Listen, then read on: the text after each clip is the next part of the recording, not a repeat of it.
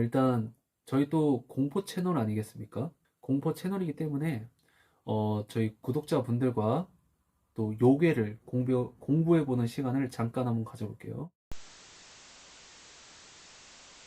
한국의 요괴들 베스트 10 한번 읽어보겠습니다. 일단 첫 번째로 거북이라는 게 있어요. 거북이는 윗 입술이 하늘에 닿고 아래 입술이 땅에 닿을 만큼 커다란 요괴래요. 그러니까 입이 엄청 커다란 요괴인 거죠. 이제 비범한 인물을 만나면 청의 동자로 변신하여 그를 보조하고 수호하는 존재로 변한다고 합니다. 뭐 딱히 위험한 요괴는 아니지만 눈앞에 나타난 사람이 얼마나 용기 있고 뚝심이 있는 자인지는 시험하는 요괴인가 봐요. 그러니까 이런 거북이를 만났을 때는 무조건 용기 있게 행동을 해야 될 것 같습니다. 자, 두 번째, 아까 우리 병남님께서 얘기하셨던 그슨새. 그슨새는 제주도 토속요괴로 주쟁이라는 제주도의 우장을 뒤집어 쓴 모습을 하고 있대요. 그슨새는 제주도 방언에서 사악한 기운이나 원통하게 죽은 원혼을 뜻한다고 합니다. 그슨새에게 당한 사람은 우장을 닮은 무언가가 공중에서 날아와서 줄로 자신의 목을 조른다고 생각하게 되는데 실제로 보는 것은 다르다고 해요. 제3자가 볼 경우에는 아무런 일이 일어나고 있지 않은데 그 사람은 스스로 줄을 구해다가 자신의 목을 조이고 결국 나무에 줄을 걸고 극단적인 선택을 하는 것처럼 보인다고 해요. 그러니까 사실은 그슨새가 사람을 해하는 건데 다른 사람들이 봤을 때는 극단적인 선택을 하는 것처럼 보인다고 합니다. 자, 세 번째, 묘두사라는 게 있어요. 저 처음 보는 요괴들이 많은데 신기하네요. 묘두사는 고양이 머리를 한 거대한 뱀 요괴래요. 뱀인데 얼굴이 고양이인가 봐요. 묘두사라는 이름에 걸맞게 고양이과 동물, 즉 호랑이나 삭, 고양이 등의 머리를 한 뱀의 모습을 하고 있습니다. 바위 구멍 속에 자리 잡고 살았는데요. 새들이 왕처럼 섬기었기 때문에 한번 굴 밖으로 나오면 까마귀가 울어대고 새들이 모여들어 주위를 맴돌았다고 해요. 그러니까 묘두사는 특이하게도 푸른 연기를 내뿜게 돼요. 이 푸른 연기는 병을 고치고 원기를 복돋아주는 효과가 있다고 합니다. 그래서 병자들이 이 연기를 쓰기 위해 이곳저곳 돌아다니며 바위 구멍을 찾으려고 노력을 했었대요. 아니 생긴 거는 너무 악하게 생겼는데 예, 하는 행동은 너무 착한데요. 남을 살려주고 치료해주고. 네, 메두사는 얼굴을 절대 보면 안 돼. 네, 너무 유명한 이야기죠. 네 번째, 불가사리라는 요괴래요. 네, 그 바다에 사는 불가사리가 아닌 것 같아요. 불가살이라고도 하는데 죽일 수 없다는 뜻, 혹은 불가살이라고 불로 죽일 수 있다는 뜻, 이렇게 두 가지 모두 사용되고 있대요.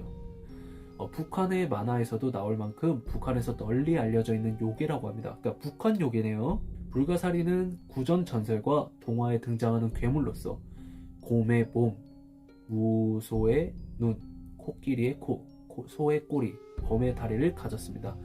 불가사리는 무쇠나 강철 같은 단단한 금속을 먹는 것을 좋아하기 때문에 설철이라는 이름도 있지만 사실은 굴이나 대나무 등의 종류를 가리지 않고 모두 다 먹는다고 하네요. 그리고 먹은 만큼 성장한대요. 특히 강철 같은 금속으로 신체를 구성하는 것으로 보인다.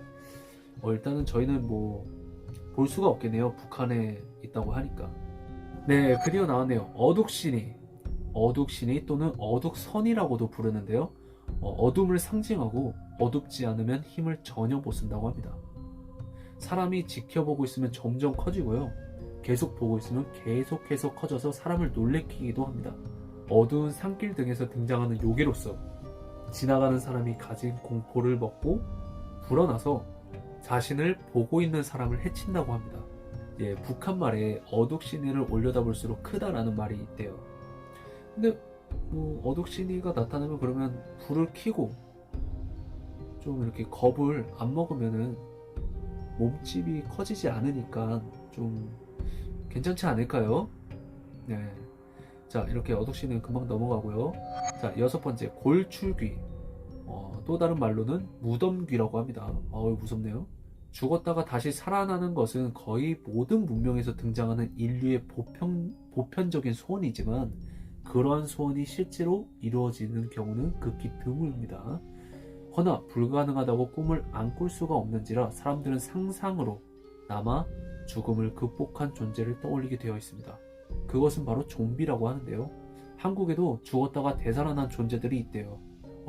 우리들은 그것들을 무덤귀 또는 골출귀라고 불렀습니다. 피부가 썩어서 뼈가 밖으로 드러났다고 하여 부르는 이름이라고 해요. 해골과 좀비의 중간 단계 정도로 부패되어 있다고 생각하시면 될 것 같습니다. 자, 7번째, 털럭 쏜 귀신. 이거는 거제도 인근 바닷속에서 나타나는 물귀신 혹은 요괴라고 합니다. 혹시 거제도 사시는 분들 계시면은 좀 무섭겠는데요. 배에 사람들을 끌고 들어가 익사시키는 것으로 유명한데요. 다른 부위는 노출시키지 않고 털로 뒤덮인 거대한 손만 드러내기 때문에 이러한 이름이 생겨난 것이다. 그러니까 손이 커서 물 안에서 이렇게 배에 있는 사람들을 데리고 가나봐요. 거제도에 있다고 하니까 거제도 혹시 여행 가시거나 하면은 털럭 쏜 귀신을 보신 분들은 혹여나 핸드폰으로 영상을 찍으신 분들은 저한테 제보 부탁드리겠습니다. 자, 그리고 신기원이라는 요괴입니다. 원기의 일종이래요. 원기. 낮에는 등장하지 않고 밤에 사람이 집안에 있을 경우 제 모습을 드러난다고 해요. 등장할 때는 집안에 있는 촛불과 등불, 대를 꺼트린 뒤에 원기 특유의 한기를 내뿜고 들보 위에서 널빤지가 뜯어지는 소리가 나고 사람 팔뚝과 다리, 머리, 가슴, 배가 차례차례로 떨어집니다. 이들의 각 신체 부위는 살아서 움직이며 서로를 향해 움직인 뒤 각 부위가 서로 맞는다면 바느질 하듯 제자리를 찾아가서 붙는다고 합니다.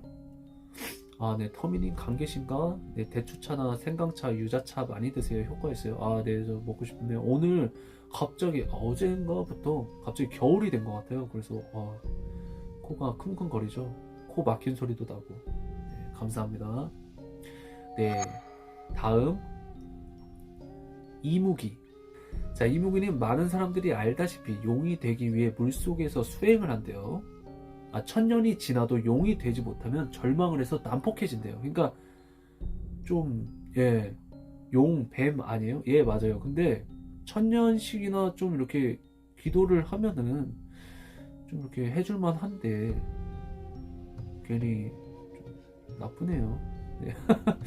마지막. 네, 용인 것 같아요. 예, 용이에요, 용. 자, 그리고 마지막 10번째 요괴입니다. 구미호. 네, 구미호고요.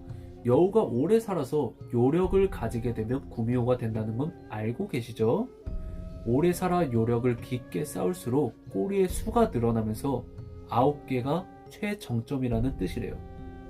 그러니까 여우들 중에서도 등급이 있는 거예요.